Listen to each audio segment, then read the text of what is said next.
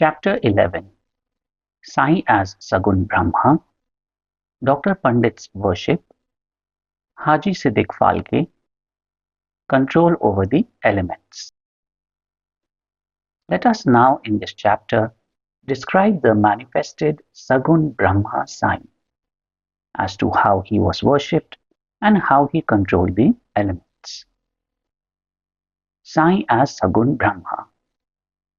There are two aspects of God or Brahma, the unmanifested Nirgun and the manifested Sagun.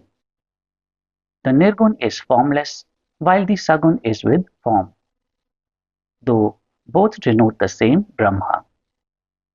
Some prefer to worship the former, some the latter. As stated in the Gita, chapter 13, the worship of the latter is easy and preferable. As man has got a form, body, senses, etc., it is natural and easy for him to worship the God with form. Our love and devotion do not develop unless we worship Sagun Brahma for a certain period of time. And as we advance, it leads us to the worship, meditation of Nirgun Brahma. So let us start with Sagun worship.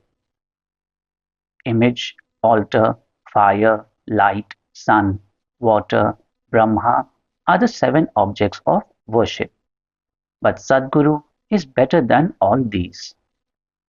Let us on this occasion bring to our mind the form of Sai, who was non-attachment incarnate and who was a resting place for his devotees.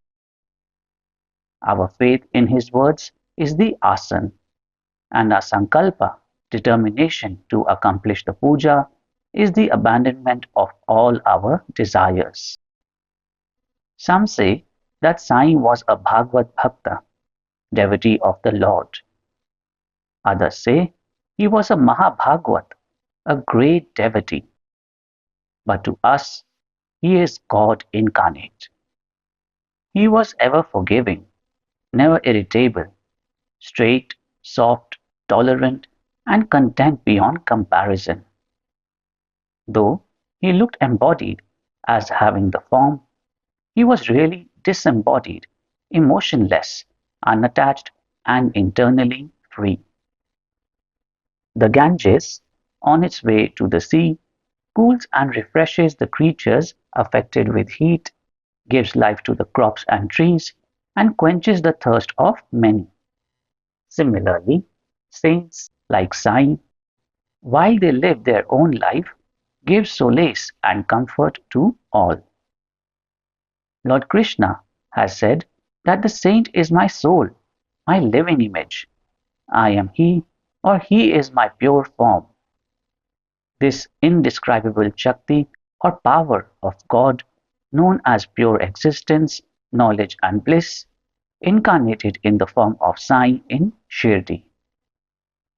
The Shruti, Taittiriya Upanishad, describes Brahma as pure bliss. This we read or hear daily in the books. But the devout people experience this Brahma or bliss in Shirdi. Baba, the support of all, required no prop or asan from anybody. He always used a piece of sackcloth for his seat, which was covered with a small mattress by his bhaktas and had a bolster placed by them for rest to his back. Baba respected the feelings of his devotees and allowed them to worship him as they liked. Some waved chamar or fans before him, some played on musical instruments, some washed his hands and feet, some others applied scent and chandan. Some gave betel nut with leaves, and some others offered naivedya. Though he looked like living in Shirdi, he was present everywhere. This all-pervasiveness of his was daily experienced by his devotees. Our humble prostration to this all-pervasive Sadguru. Dr. Pandit's worship. One Dr. Pandit, A friend of Tatya Sahib Nulkar once came to Shirdi for Baba's darshan. After saluting Baba, he sat in the masjid for some time. Baba asked him to go to Dada Bhat Kelkar. He went to Dada Bhat, by whom he was well received. Then Dada Bhat left his house for puja, and Dr. Pandit accompanied him. Dada Bhat worshipped Baba. Nobody until then dared to apply sandal paste to Baba's forehead. Only Mhalsapati used to apply it to his throat. But this simple-hearted Dr. Pandit took Dada Bhat's dish containing puja materials and taking sandal paste out of it, drew a tripund, that is, three horizontal lines on Baba's forehead. To the surprise of all, Baba kept silent without uttering a single word. Then Dada Bhat that evening asked Baba, "How is it that though you object to the sandal paste being applied by others to your forehead, you allow Dr. Pandit to do so?" Baba replied that Dr. Pandit believed him to be the same as his guru, Raghunath Maharaj of Dhupeshwar, known as Kaka Puranik, and he applied the paste to his forehead as he was doing to his guru. Hence, he could not object. On enquiry, Dr. Pandit told Dada Bhat that he took Baba as his guru Kaka Puranik and realized him as the same. Hence, he marked the tripund on Baba's forehead as he did on his guru's. Though Baba allowed the devotee to worship him as they pleased, still sometimes he acted in a strange way. Sometimes he threw away the puja dish and was wrath incarnate. Then who could approach him? Sometimes he scolded the devotees. At times he looked softer than wax, a statue of peace and forgiveness. Though he seemed to shake with anger and his red eyes rolled round, still he was internally an ocean of affection and motherly love. He would call out his devotees and say that he never knew when he was ever angry with them.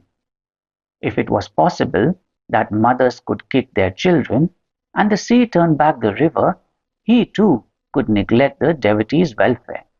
That he, the slave of his devotees, always stood by them and responded to them whenever they called upon him, and that he always longed for their love. Haji Siddik Falke. There was no knowing as to when Baba would accept a devotee. That depended on his will. Siddik Falke's story is to the point. One Mohammedan gentleman by name Siddik Falke of Kalyan, after making pilgrimage to Mecca and Medina, came to Shirdi. He lived in the Chawri facing north and sat in the open courtyard of the masjid. For 9 months, Baba ignored him and did not allow him to step into the masjid. Falke felt much disconsolate and did not know what to do. Somebody advised him not to be disappointed, but to try to approach Baba through Shama, Madhavrao Deshpande, a close and intimate devotee of Baba. He told him that as they approached the Lord Shiva through his servant and devotee Nandi, so should Baba be approached through Shama. Falke liked the idea and implored Shama to intercede for him. Shama agreed and on a convenient occasion spoke to Baba about him thus. "Baba, why don't you allow the old Haji to step into the masjid?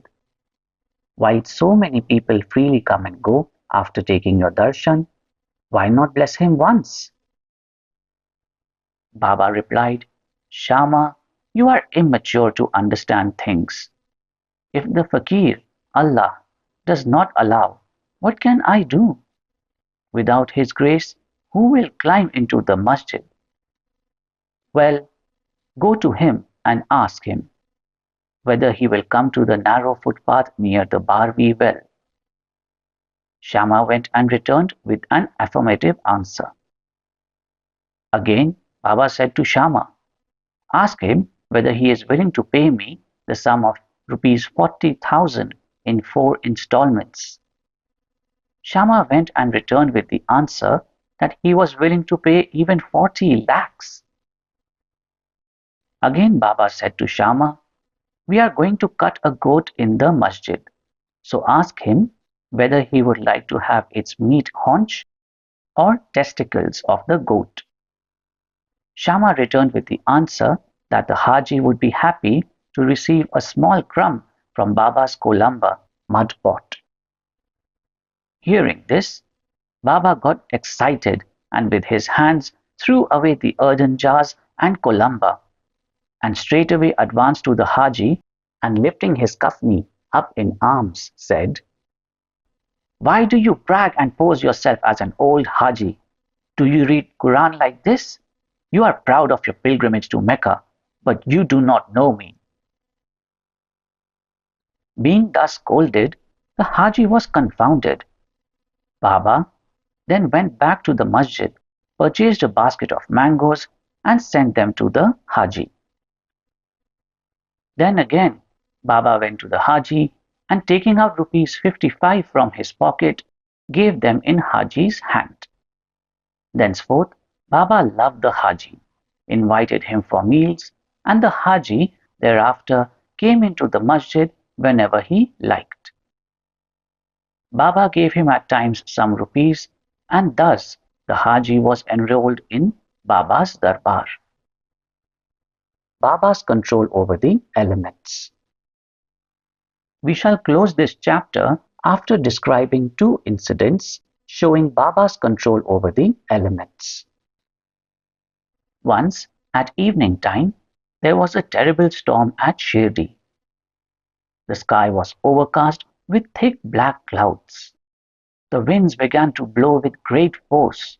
The clouds roared, and the lightning began to flash, and the rain started pouring in torrents. In a short time, the whole place was flooded with water. All the creatures, birds, beasts, and men got terribly frightened, and they all flocked to the masjid for shelter. There are many local deities in Shirdi, but none of them came to their rescue. So they all prayed to Baba, their god, who was fond of their devotion, to intercede and quell the storm. Baba was much moved. He came out and standing at the edge of the masjid, addressed the storm in a loud and thunderous voice. Stop! Stop your fury and be calm. In a few minutes, the rains subsided. The wind ceased to blow and the storm came to a stop. Then the moon rose in the sky and people went back home well pleased. On another occasion at noon, the fire in the dhuni began to burn brightly. Its flames were seen to be reaching the rafters above. The people who were sitting in the masjid did not know what to do. They dared not to ask Baba to pour water or do anything to quench the flames. But Baba soon came to realize what was happening. He took up his satka and dashed it against a pillar in front, saying, Get down, be calm. At each stroke of the satka, the flames began to slow down, and in a few minutes the dhuni became calm and normal. This is our sign, an incarnation of God. He will bless any man who will prostrate and surrender himself to him. He who will read the stories of this chapter daily with faith and devotion will soon be free from all calamities. Not only this, but always attached and devoted to Sai, he will get very soon God vision. All his desires will be fulfilled, and being ultimately desireless, he will attain the Supreme. Amen. Bow to Shri Sai. Peace be to all. Mohanji loves you.